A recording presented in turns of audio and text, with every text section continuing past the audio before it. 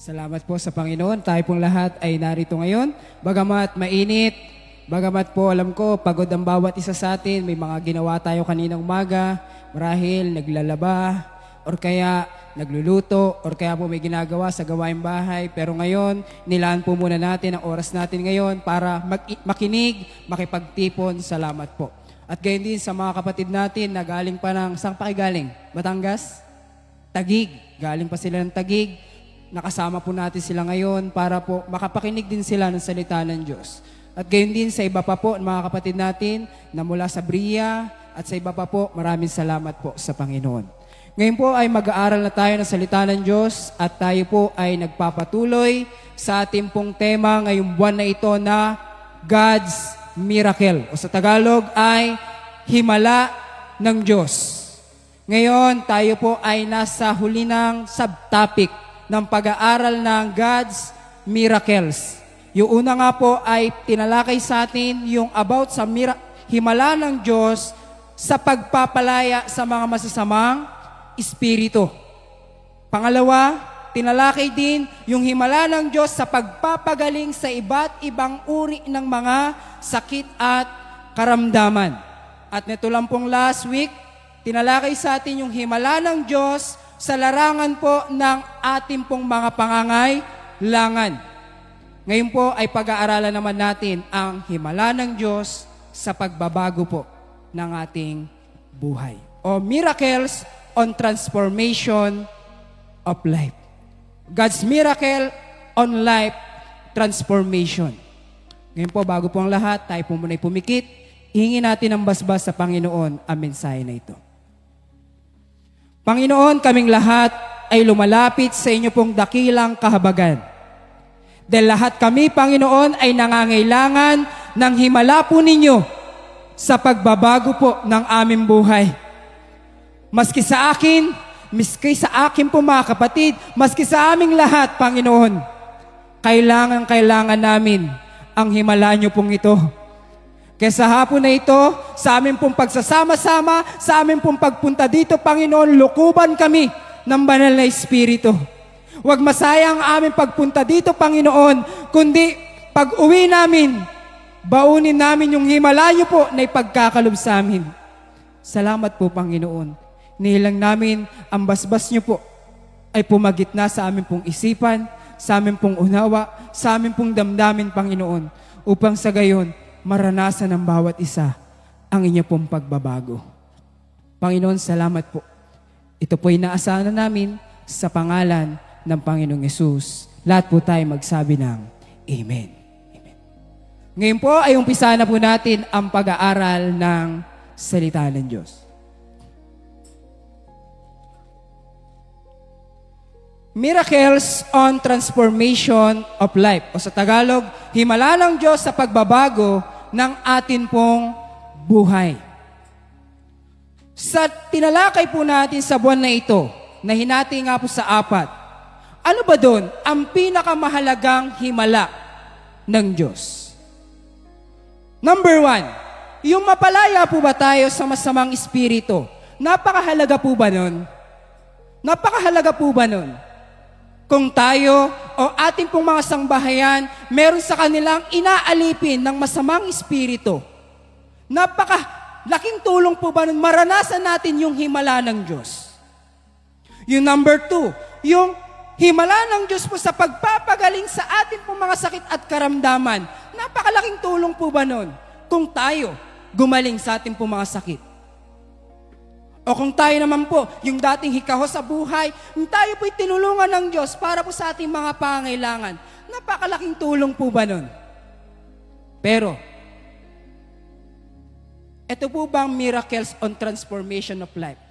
Masasabi po ba ito ang pinakamalaking himala ng Diyos na dapat po natin pakanasahin? Tatanong natin, bakit?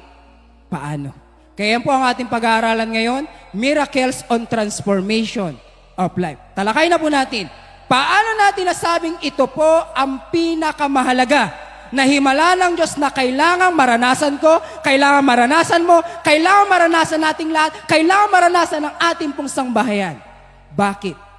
Bakit? Sa una po na halimbawa, kuna natin ang halimbawa yung isa na kasama ng Panginoong Hesus na nakapako sa krus. Yung po ba ay nakalaya pa? Yung isa po nakapako sa krus. Nakalaya pa po ba yun? Nakaalis pa po ba siya doon sa krus niya? O hindi na? Ang kwento, doon na siya inabutan ng kamatayan.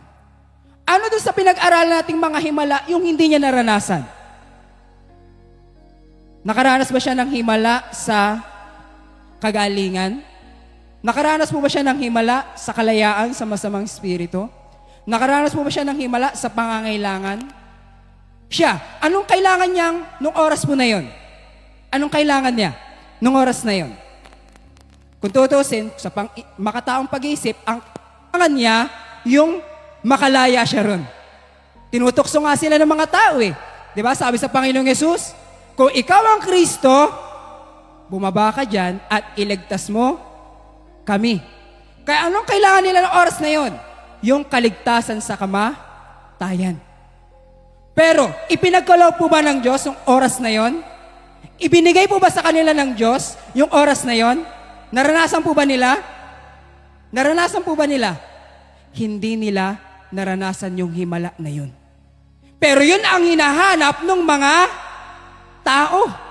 Sabi ng mga tao, sasampalataya kami sa iyo na ikaw nga ang anak ng Diyos kung magawa mo yun. Pero ba't hindi ginawa ng Panginoong Yesus? Bakit po? Ito po, meron kasing mas dakilang himala na nakamtan yung nakapako na yun. At ano po yun? Ano po yun? Yung sinabi sa kanya ng Panginoong Yesus na ngayon din ay kakasamahin kita sa paraiso. Mas the best po bang himala yun? Pinaka-the best po bang himala yun? Amen po. Sa pinaka-the best na himala ng Diyos na kailangan po nating maranasang lahat. Kundi ka man makalaya sa sakit karamdaman, kundi ka man makalaya sa kahirapan ng buhay, ang wag mawawala sa atin ay ito pong himala ng Diyos sa pagbabago ng buhay. Bakit po? Ang nakasalalay dito, kaligtasan ng kaluluwa natin, kaligtasan ng sambayanan natin, kaligtasan nating lahat. Isa pa pong halimbawa, natingnan natin, bakit ito ang pinakamahalagang himala ng Diyos? Isa pa po na makikita natin sa Bible, na parang hindi na siya nakalaya. Tingnan po natin si Apostol Pablo. Sa 2 Corinthians chapter 12 po yan nakalagay. Si Apostol Pablo ay binigyan ni Satanas ng tinik sa laman. Tinik sa laman, sa iba pong salita, yan yung parang sakit. O yung anumang parang kumikirot sa katawan natin. Sa inyo po, ano po bang kumikirot? Arthritis, ano pa po ba? O sakit sa bulsa, ang tinitiis. Ngayon po, si Apostol Pablo, sa maikling salita, nagkaroon siya ng tinik sa laman. Anong ginawa niya? First step niyang ginawa, nag-pray sa Diyos. Unang panalangin, hindi dininig. Pangalawang panalangin, hindi pa rin dininig. Pangatlong panalangin, hindi pa rin dininig. Pero po, anong sabi sa kanya ng Panginoon? Ang sabi sa kanya ng Panginoon, hindi ko man alisin yung tinik mo sa laman, ang biyaya ko ay sapat sa iyo. Yung biyaya niyang naranasan, yung tinalakay po ni Brother Jeff kanina, yung pagbabago pa lang na ginawa ng sa buhay ni Apostol Pablo, sapat na po ba yun? Sapat na po ba yun? Kaya sa atin po, yung tayo po'y baguhin ng Diyos. Yung tayo po ay bigyan ng Diyos ng tunay na pagbabago ng buhay. Napakalaki po bang himala nun? Napakalaki po yung himala nun. Pero ang tanong ngayon, paano ipinagkakaloob ng Diyos ang himala na yun? Kayo po ba? Gusto niyo po yun, mga kapatid? Gusto niyo po ba yun maranasan? Yung tayo po ay mabago ng Panginoon? Or kaya yung anak niyo po mabago ng Panginoon? Or kaya yung asawa niyo po mabago ng Panginoon? Or kaya po yung mga nakikita niyong kapitbahay, mabago sila ng Panginoon? Ang tanong po, paano natin yun mararanasan. Kaya ngayon po, inihiling ang pakikinig natin ng salita ng Diyos. Dahil ito po mensahe na ito'y pararanasan ng Diyos ng himala ang bawat tunay pong makikinig. Dahil sabi nga, ang may pakinig ay makinig sa sinasabi ng Espiritu. Dahil nagmumula ang pananampalataya sa pakikinig ng salita ng Diyos. Ngayon po, buklatin na natin ay Ezekiel 36 nating binasa kanina at ito po ang ating magiging pagbubulay ngayong hapon.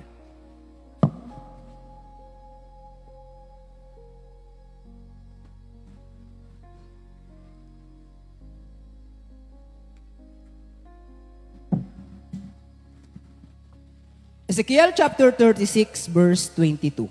Ayon po sa pamagat, ang Israel ay babaguhin alang-alang sa Panginoon. Yan ang pamagat po nung verse na yan. Ang Israel ay babaguhin alang-alang sa Panginoon. Ano po ang sinasabi ng mga talatang ito? At isa-isahin po nating bulayin. Makuha nawa natin po yung unawa, yung mensahe na nais po sa atin ng Diyos ituro at ipagkaloob sa hapon po na ito. Verse 22, ano pong sabi?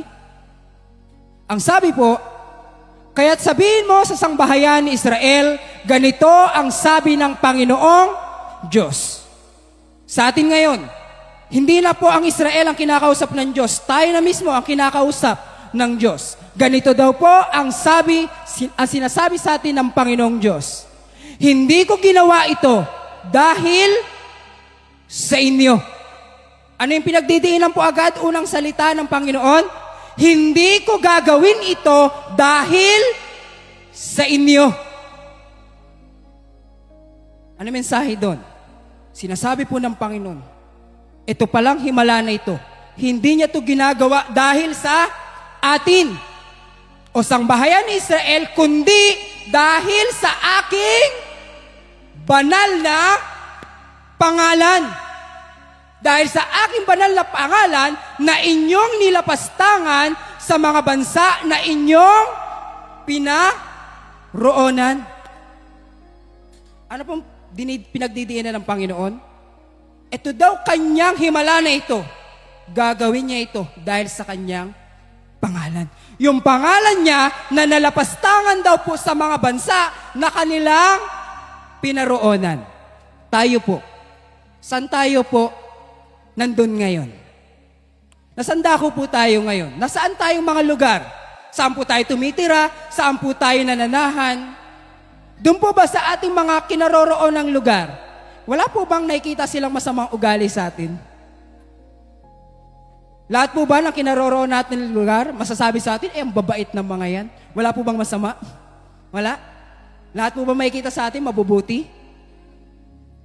Ang katotohanan po, sa dami ng mabuti nating ginawa, mas nakikita yung masama. Parang sa puting damit, kahit isang tuldok lang yan ng dumi, mas makikita yung dumi.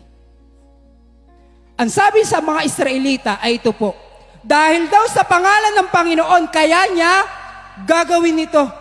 Nagmamalasakit ang Panginoon sa pangalan niya na nalapastangan. Ano yung salita pong nalapastangan? Yung nalapastangan sa ibang salita ay nayurak, nabastos. Ano pa po? Yung salitang nalapastangan. Ibig sabihin, hindi inaring banal. Ngayon po, verse 23. Ano po sabi sa verse 23?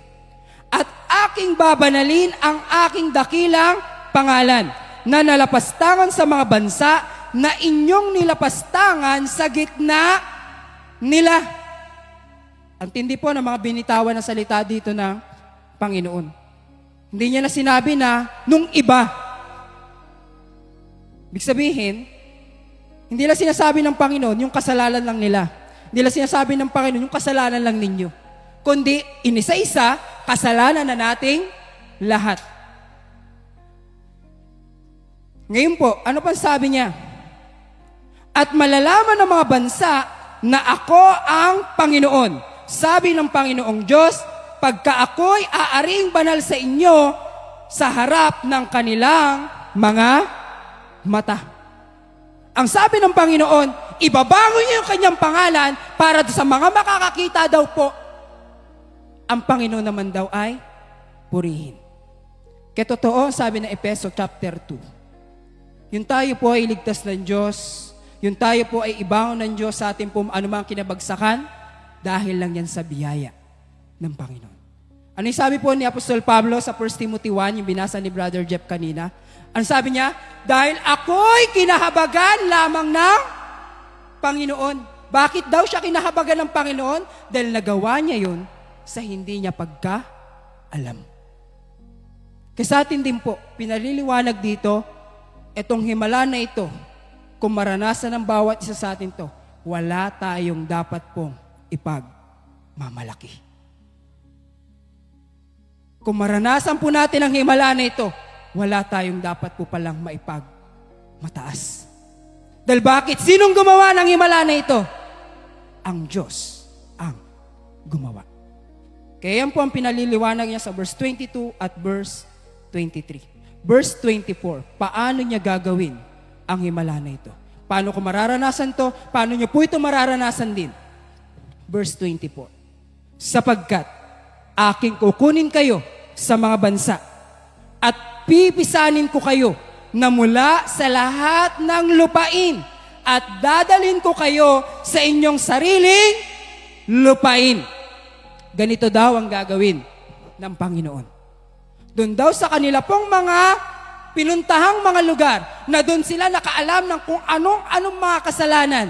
Ano daw gagawin ng Panginoon? Aalisin niya sila doon. Kukunin daw sila doon ng Panginoon. At saan dadalhin? Dadalhin daw po sila sa sarili niyang lupain. Sa kwento, ang banal na Israel, saan sila napunta? Una, napunta sila ng Babylonia. Pagkatapos ng Babylonia, napunta sila sa Media Persia. Pagkatapos mapunta sa Media Persia, napunta naman sila sa Gresya. Ang dami pang iba na kumalat pa kung saan-saan. Pero paano sila babaguhin ng Diyos? Kailangan silang mawala sa mga lugar na yon na kanila pong mga pinuntahan. Kukunin daw sila doon ng Panginoon, ibabalik sila sa bayan ng Diyos. Kaya sa atin po, ano ang ginagawa ng Diyos? Ibinabalik po ba tayo kung saan tayo nararapat? Anong ginagawa sa atin ng Diyos? Inilalagay po ba tayo doon sa kung saan tayo nararapat? Dahil ganun ang isang plano ng Diyos. Paano niya gagawin ang himala na ito? Ano ibig sabihin? Mangyayari po ba yung himala kung hindi aalisin sila doon ng Diyos? Mangyayari po ba yung pagbabago kung hindi sila doon kukunin ng Panginoon? Kaya sabi ng Panginoon, aalisin muna sila. Kailangan muna silang makuha doon sa kanilang mga pinangalatang mga lugar. At kailangan silang madala sa kanilang sariling bayan. Verse 25. At pagkatapos daw po nun, anong gagawin niya? Ang sabi po, at ako'y magwiwisik ng malinis na tubig sa inyo. Pag daw po nakuha na, halimbawa, nakuha na daw po sila lahat, naalis na sila sa kanilang mga sariling mga lugar, yung mga lugar nila na doon sila sumama. Saka daw magwiwisik ang Diyos ng malinis na tubig. At kayo'y magiging malinis. Sa buo ninyong karumihan at sa lahat ninyong mga Diyos-Diyosan, lilinisin ko kayo. Dito sa talata na ito, ang Diyos na talaga ang gagawa. Pinatutunayan na ito na wala talaga ibang gagawa, kundi ang Diyos. Paano gagawin niya? Magwiwisik siya ng malinis na tubig. Paano yun? Magpapaulan? Paano po yun? Yung maglilinis ng malinis sa tubig. Yung holy water, kailangan po ba i-ano natin? Yun po ba yun? Yun po ba yun? Yun po ba yung paliguan ko po kayo dyan ngayon? O yung pawis ko po ba? Gusto niyo po, i-ano ko po sa inyo? Yun po ba yun, mga kapatid? Ano po ba ang sinasabi dyan na malinis na tubig na maglilinis sa atin? Basahin po natin, John chapter 15.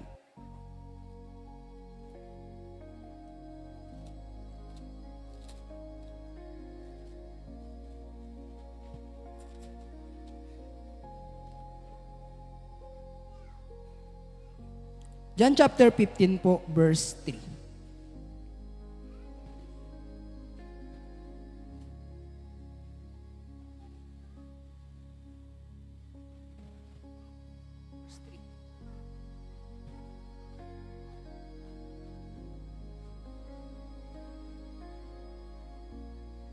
Ang sabi po ng Panginoong Hesus, verse 3, kayo'y malilinis na sa pamamagitan ng salita na sa inyo'y aking sinalita. Kasi maikling salita, ano yung tinutukoy doon ng Diyos na aking iwiwisik ang malinis na tubig na maglilinis daw po sa atin? Ano yun? Sa maikling salita, yung salita ng Diyos. Kaibud natin, paano ang gagawin ng Diyos para malinis tayo? Sa pamagitan ng salita ng Diyos. Ang tanong, paano tayo malilinis ng salita ng Diyos? Number 1, kailangan makinig. Hindi po tayo malilinis ng salita ng Diyos kapag hindi po tayo makikinig. Kaya bakit po may pagtitipon? Bakit po may mga gawain? Bakit po? Dahil yan po ay paraan para tayo makapakinig ng salita ng Diyos. At yung bawat mga salita po ng Diyos na ating naririnig, maglilinis po yan ng ating buhay. Paano po nalilinis? Pansinin niyo po. Natatalakay dito yung mga mali natin. Sino po sa atin nasasaktan na? Masakit po ba? Sino po sa atin tuwing linggo, yung para bang nakakailag? May nakakailag po ba? Marahil siguro hindi na dedirekta bawat isa sa atin, pero alam natin yun sa ating sarili. Tama po? Ba't tayo nasasaktan? Sa maikling salita, nililinis po kasi ng Diyos yung atin pong mga kalikuan. Di man po tayo masasaktan kung wala tayong ginawang mali eh. Tama po? Nasasaktan tayo dahil alam natin, mali tayo. At yung salita ng Diyos, tama siya. Yung salita ng Diyos, totoo siya. Kaya nasabi ng Panginoon, magwiwisik siya ng malinis na tubig. Kaya kung tayo po nakikinig, nalilinis tayo. Kung tayo nagbabasa ng salita ng Diyos, kung tayo po lalo sumusunod sa salita ng Diyos, nalilinis tayo. Sino sa atin po? Nung tayo po ay nakasama sa mga pagtitipon, naranasan niyo po yung pagbabago ng Diyos. Hindi man sabihin natin totally, pero may binago ang Diyos sa pag-uugali natin. Meron po ba? Ako lang po ba? O kahit tayo po? Sige po, siya sa atin natin. Ano na po yung mga ugali natin ngayon na unti-unti na pong binabago ng Diyos? Dahil sa atin lang pong pakikinig ng salita ng Diyos. Na natin sa mga kabataan. Kayo ba, mga kabataan, nasolusyonan na ba sa inyo yung katamaran sa bahay? Nasolusyonan na ba? O tamad pa rin? Kailangan pa rin utusan. Kailangan pa rin itulak.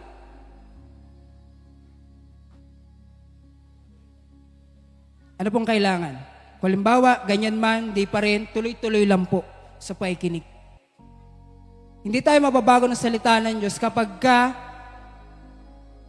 kumbaga na-frustrate agad tayo, parang na-discourage agad tayo. Kailangan natin magpatuloy. Kung ganun man, parang hindi ganun kadali yung pagbabago, tuloy lang po. Kaysa naman, ihinto natin yung pakikinig, kaysa naman, ihinto natin pakikipagtipon, lalo tayong hindi magbabago. O sa mga nanay naman daw po, humihirit yung mga kabataan. Kayo daw po ba'y nagbago na sa pagbubunganga?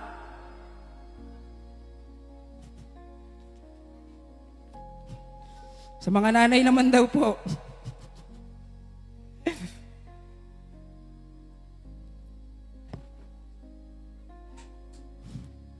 Pero sabi nga po, kung hindi man talaga ganun kadali, tuloy-tuloy lang po, huwag tayong hihinto. Dahil kung lalo tayong hihinto po sa pakikinig ng salita ng Diyos, paano pa po tayo mababago? Kaya ano po sabi ng Panginoon? Paano yung gagawin niyang pagbabago?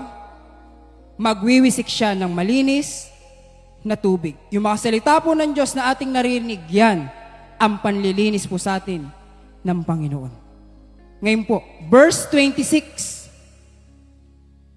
Ano pa po ang mga gagawin ng Panginoon? Ang sabi pa po, verse 26, bibigyan ko rin naman kayo ng bagong puso at lalagyan ko ang loob ninyo ng bagong diwa at aking aalisin ang batong puso sa inyong katawan at aking bibigyan kayo ng pusong laman. Ano daw po yung susunod na gagawin sa atin ng Diyos?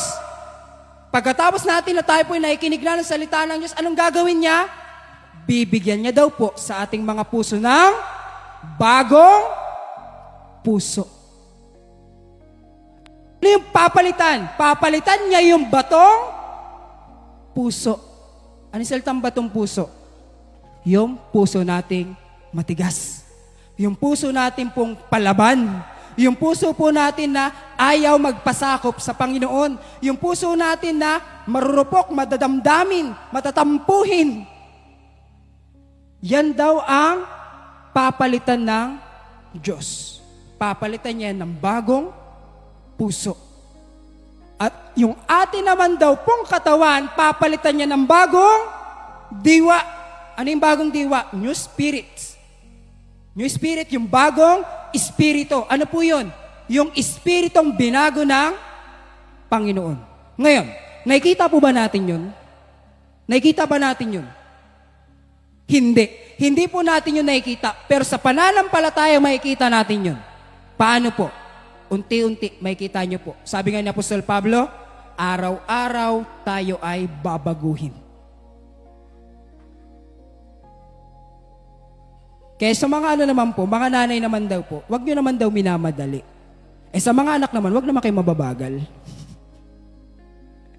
Ayaw nyo palang minamadali wag naman kayo mababagal.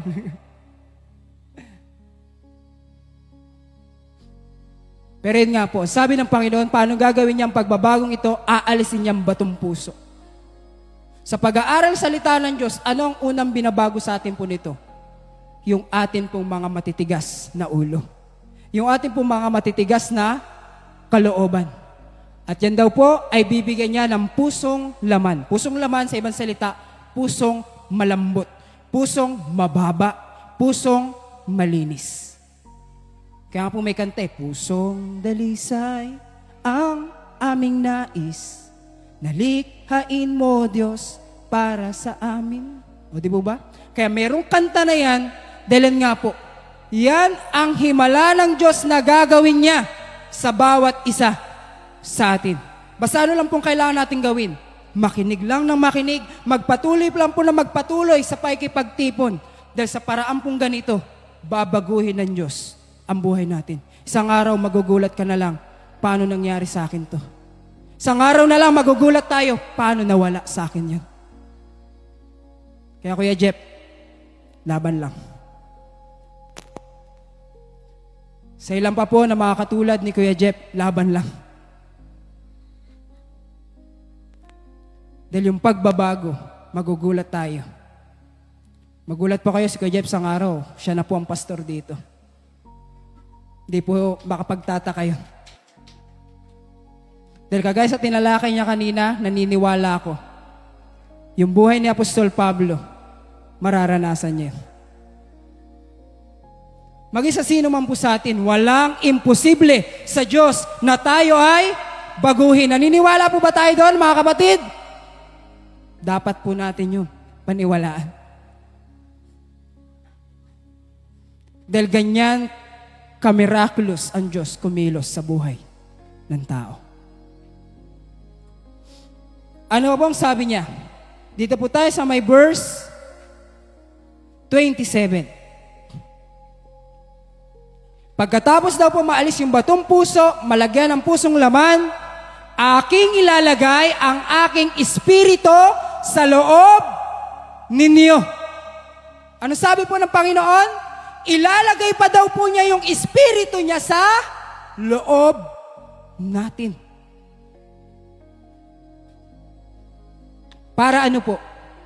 At palalakarin ko kayo ng ayon sa aking mga palatuntunan at inyong iingatan ang aking mga kahatulan at isa sa gawa. Bakit daw po niya ipagkakalob sa atin yung Holy Spirit? Kailangan ipagkalob ang Espiritu Santo dahil yung Espiritu Santo lang daw po yung lakas natin para daw po tayo makasunod sa salita ng Diyos. Wala pong iba. Holy Spirit lang. Dahil kahit gaano tayo katalino, kahit gaano tayo kahusay, kung walang Holy Spirit, hindi rin po natin masusunod, magaganap ang salita ng Diyos.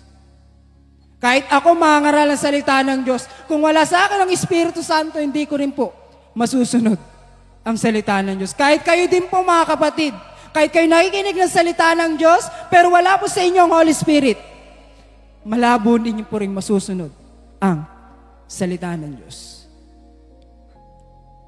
Kaya ano daw gagawin ng Diyos? Ibibigay niya sa atin ang Espiritu Santo. Ang katotohanan po, ibinuhos na ang Espiritu Santo. Ang problema na lang, tayo po, nakabukas po ba? Mula na umakyat ang Panginoong Hesus sa langit, ipinagkaloob na ang Espiritu Santo. Ang tanong na lang ng Panginoon, tayo ba'y sumasampalataya sa Kanya? Tayo po ba'y mananampalataya ng Panginoong Hesus? Dahil ito po binuhos na. Pero pag wala pa, anong problema po? Nasaan? Na kanino ang problema? May malaking problema pag ganun. Nasa atin ang problema. Kaya nang sabi ng Panginoon, makakalakad na daw po tayo sa Kanyang mga kautusan. Hindi na tayo susuway pa sa Kanyang mga kautusan pag nandyan na ang Espiritu Santo. Sige po ngayon, tanungin po natin ating sarili, ano ang mga salita po ng Diyos na kinahihirapan po nating sundin? Meron po ba mga salita tayo ng Diyos na naririnig natin tuwing linggo, naririnig natin tuwing pagtitipon, na para bang napakahirap po nating masunod? Napakahirap nating magawa. Yung parang iniisip natin, hindi na yata ito kaya ng Diyos baguhin. Yung parang hindi na yata ako dito makakalaya. Yung parang kamatayan na lang yata ang tanging pag-asa para makalaya ako dito. Meron po ba sa ating gano'n? Alam niyo po, isang sekreto na binibigay ng Panginoon, kailangan natin ang Espiritu Santo. Tingnan natin kay Apostol Pablo, yung tinalakay po ni Kuya Jeff kanina. Ano yung binigay sa kanya ng Panginoon? Pagkamulat lang po ba ng mata? Hindi po. Ibinigay sa kanya ng Diyos ang Espiritu Santo. Dahil hindi niya makakakayan kung wala siyang Espiritu Santo. Kaya sa atin din po, yan ang ilalagay ng Diyos. Ilalagay ng Diyos sa ating pong mga kalooban, sa ating pong mga loob, ang Espiritu Santo. Ano pa pong sabi niya? Dito po tayo sa may verse 28. Sabi pa po, at kayo'y magsisitahan sa lupain na ibinigay ko sa inyong mga magulang, at kayo'y magiging aking bayan, at ako'y magiging inyong Diyos. Ang sabi ng Panginoon, pag magawa niya yun sa buhay ng bawat tao, magiging Diyos na daw natin siya. Hindi na daw po yung mga Diyos-Diyosan. Tayo po, anong mga Diyos-Diyosan natin? Sarili, pera, mahal sa buhay, kayamanan, propesyon, ano pa po? Ano pong Diyos-Diyosan natin? Pero sabi ng Panginoon, pag magawa niya yun sa buhay ng bawat tao, magiging Diyos na daw natin ay ang Diyos. Lilinisin niya na daw po tayo sa ating mga Diyos-Diyosan.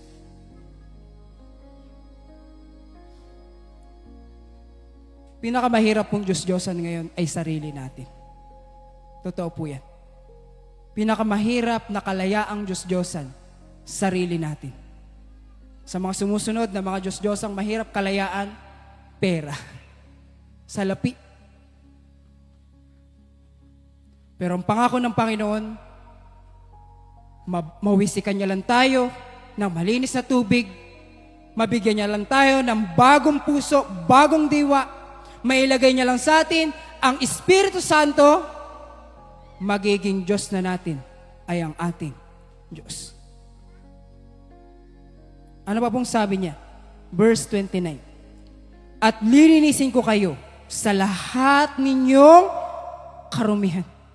Ang sabi pa ng Panginoon, hindi niya lang tayo lilinisin sa karumihan nating maliliit. Lilinisin din tayo ng Diyos kahit doon pa sa mga pinaka malalaki. Hindi niya lang tayo lilinisin ngayon, kundi yung mga karumihan pa natin sa mga susunod pa, lilinisin din niya ng Panginoon. Kaya ang pangako niya, lilinisin niya tayo sa lahat ng ating karumihan. At ano pa po? At aking patutubuin ang trigo at aking pararamihin at hindi na ako magpaparating ng kagutom sa inyo. Ano daw po ang kasunod? Yung blessing, isusunod na po yan ng Panginoon. Yung pangangailangan natin, hindi na daw po natin yan ikababalisa pa.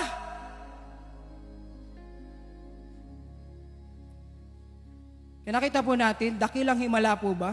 Opo. Opo.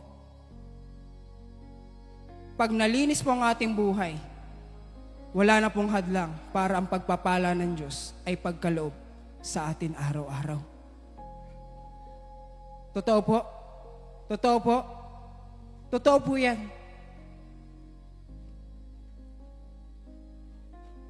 Kung walang hadlang na anumang pong karumihan sa atin, andyan po, tuloy-tuloy po ang Diyos magbibigay ng pagpapala. Kaya sabi ng Panginoon, dito sa verse na ito,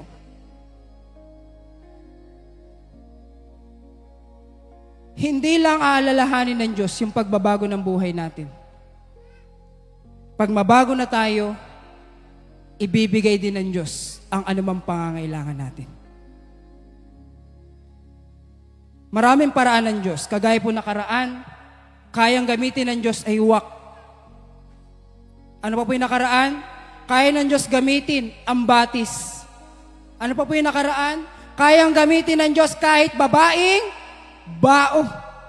Ano pa po yung nakaraan? Kayang gamitin ng Diyos kahit mga anghel. Kaya ano lang sabi ng Panginoon?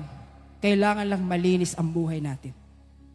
Pag malinis yan, ipagkakalob ng Diyos ang ating mga pangangailangan. Verse 30. At aking pararamihin ang bunga ng punong kahoy at ang ani sa bukid upang wag na kayong tumanggap pa ng kadustaan ng kagutom sa mga bansa. Kaya magsasabi ng Panginoon, kahit yung mga resources natin, pagpapalain yan ng Panginoon. Ano mang meron tayo, maliit man yan na halaga, kaya ng Diyos yan, paramihin. Ano sabi nakaraan? Yung 5 tinapay at 2 isda, naging ano po?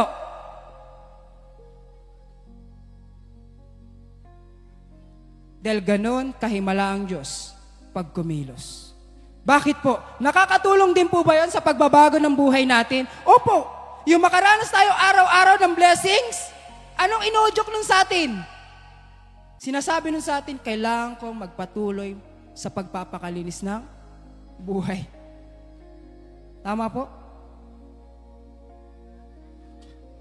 Kaya nasabi ng Panginoon, verse 31, kung magkagayoy, inyong maaalaala ang inyong mga masamang lakad at ang inyong mga gawa na hindi mabuti. Ano daw kasunod po? Pag nandyan na, binubuhos ng Diyos ang blessings, ipaalala ng Diyos ang bawat kasalanan natin. Para saan po?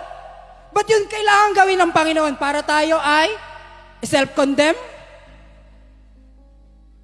Bakit po ipapaalala? Sige po, basahin natin. Kung magkagayoy, inyong maaalala ang inyong mga masamang lakad at ang inyong mga gawa na hindi mabuti. At kayo'y mayayamot sa inyong sarili, sa inyong paninging sarili. Dahil sa inyong mga kasamaan at dahil sa inyong mga suklam. Kaya kumbaga po, ipaalala sa atin ng Diyos yun para huwag tayong magmalaki. At note, para hindi rin tayo magdamot. Tama po? Tama po? Pag tayo pinagpapala ng Diyos, isang pinaalala sa atin ng Diyos yan, number 1, huwag kang magmalaki dahil makasalanan ka lang din. Number 2, huwag kang magdamot dahil binigyan ka lang din ng Panginoon. Kaya pala ang sabi ng Panginoon, ba't ganun? After niya ibigay ang blessings, ipapaalala niya lahat ng kasalanan natin. Ano pa po? Verse 32. Hindi dahil sa inyo, ginagawa ko ito, sabi ng Panginoon. Second time sa naman sinabi ng Panginoon. Sa pangalawang pagkakataon, sinabi niya muli, hindi dahil sa inyo, ginagawa ko ito, sabi ng Panginoon. Sabi niya pa, tantuin ninyo, kayo'y huwag mga hiya, o kayo'y mga hiya, at mga lito dahil sa inyong mga lakad, o sangbahayan ni Israel. Ano daw? Bakit daw po yun? Ginagawa ng Panginoon para daw po tayong mahiya sa ating mga sarili. Ang tanong, kahiya-hiya po ba talaga tayo sa Panginoon? Opo. Nakakahiya po yun. Alam niyo po, kami, ewan ko po kung nararanasan niyo po ito. Tuwing umaga, pagka nakaluto ng pagkain, alam niyo po kung anong nararamdaman namin lagi pag kami nagpe-pray. Yung nahihiya kami sa Panginoon. Naramdaman niyo po ba yan, mga kapatid? Ako lang po ba nakaramdam nun? O kahit po tayong lahat? Kami po, ramdam ko po yan sa bahay. Tuwing kami kakain sa umaga, magpe-pray. Yan lagi nararamdaman ko. Yung nakakaramdam ako ng hiya sa Panginoon. Ba't dapat po tayo makaramdam ng hiya? Dahil yun po, nakagawa tayo ng kasalanan kahapon, pero ngayon, papakainin pa rin po ba tayo ng Panginoon? Di ba? Hindi nga lang po sa kanila sa mga ginagamit din ng Panginoon sa inyo, nagbibigay po ng mga gulay, nagbibigay ng mga puso, ng saging, nagbibigay po ng mga langka. Alam niyo po, nakakahiya din. Kami nga po kay Kuya Jeff, halos araw-araw, andyan. Alam niyo po, minsan talaga nahihiya na rin kami, pero buti na lang po, medyo makapal-kapal po mukha ko eh. Binabawasan na nga po ni Lord eh. Pero buti na lang po, hindi masyadong nabawasan. Pero yun nga po eh, yun ang nararamdaman namin, nakakahiya. Para ano po? Wala kaming ipagmalaki sa Panginoon. Maski din tayo po. Kung ba't tayo binibigyan ng pagpapala ng Diyos, ginagawa ito sa atin ng Diyos para mahiya tayo. Hindi yan dahil sa ikaw ay matalino, kaya ka binagbi-blessing. Hindi dahil sa meron ka kasing malakas na backer, kaya ka bine-blessing ng Panginoon. Mali po. Sabi, ginagawa ko ito para mahiya tayo. Ano pa pong sabi niya? Ang sabi niya pa po, verse 33. Ganito ang sabi ng Panginoong Diyos, sa araw na aking lilinisin kayo sa lahat ninyong kasamaan, aking patatahanan ang mga bayan. At ang mga gibang dako ay mga tatayo. Ano daw sabi ng Panginoon? Pagka daw po nalinis na, kahit daw yung ating tahanan, sagot yan ng Panginoon. Ano ibig sabihin? Yung tutulugan din natin, yung papahingahan din natin, inaalala din yan ng Panginoon. Bakit? Alam po ba ng Diyos tuwing gabi kailangan mo matulog? Kailangan po ba din natin sa ating pamilya meron tayong shelter? Sabi ng Panginoon, basta't maging malinis lang. Pag malinis na tayo, hindi natin problema ang titirhan. Kaya ng Diyos ang ating tirahan. Sabi nga po dyan kung gibaman yung dako na yan, itatayo yan ng Panginoon. Dahil ganun nangyari sa Israel Yung kanilang lugar, giniba, sinunog. Pero sabi ng Panginoon, basta't malinis lang kayo, ibabangon yan ng Panginoon. Sa kasaysayan, na ibangon. Sino nagbangon? Sila Ezra, sila Nehemias, at yung iba pa po. Kaya ibig sabihin, ganyan ang himala ng pagbabago ng buhay. Tama po? Maaari po bang pumalakpak? Nakaranas mo nito, mga kapatid?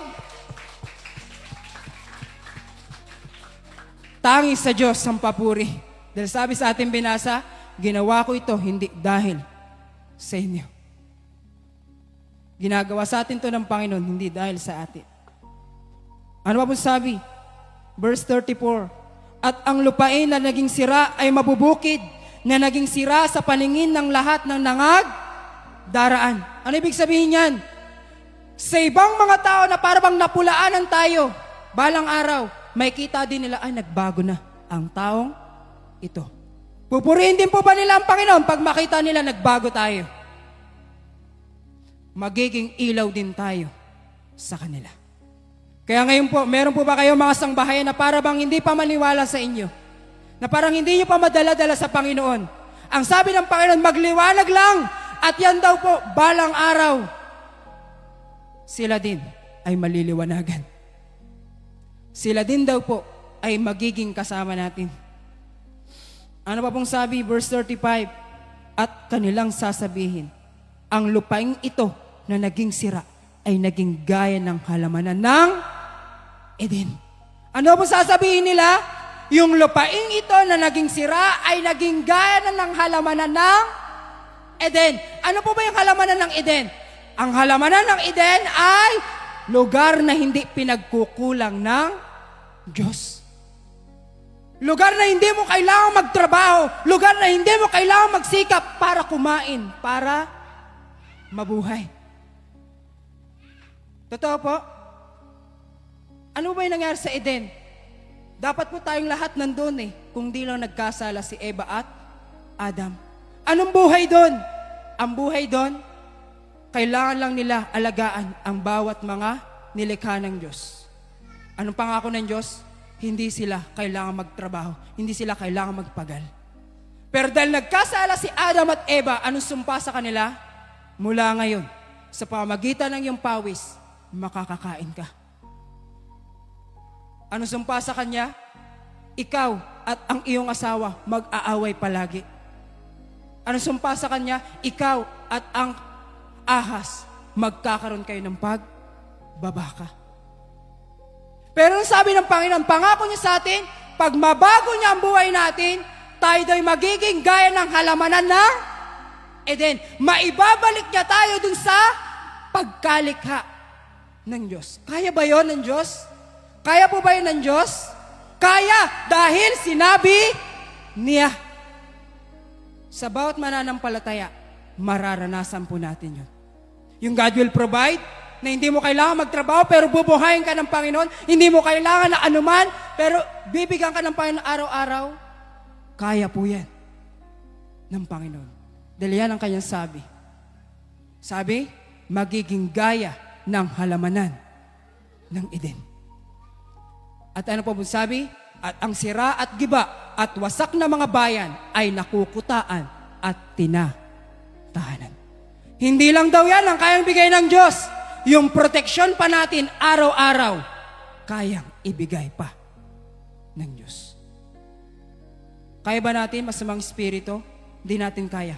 Pero pag ang Diyos ang pumrotekta sa atin, kaya ng Diyos. Kaya ba natin, makakaaway natin? Hindi natin sila kaya. Pero ang Diyos, kaya po sila. Ano pa pong sabi? Verse 36. Kung magkagayoy, malalaman ng mga bansa na nalabi sa palibot ninyo na akong Panginoon ay nagtayo ng mga guhong dako at tinamnan ko ang dakong sira. Akong Panginoon ang nagsalita at aking gagawin. Last verse, verse 37, ganito ang sabi ng Panginoong Diyos. Bukod dito pa'y pagsasanggunian ako ng sangbahayan ni Israel upang gawin sa kanila. Ako'y magpaparami sa kanila ng mga tao na parang kawan.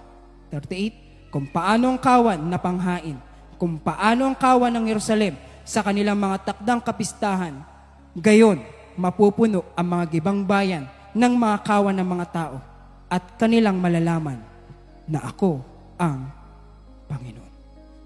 Mapagpala po tayong lahat ng binasa natin na salita ng Diyos. Nawa, maranasan po natin. Nawa, mangyari po sa bawat isa sa atin ang pinaka-the best na himala ng Diyos. Tayo pong lahat ay tumayo, biyaya at kapayapaan po ng Diyos ang sumatin pong lahat.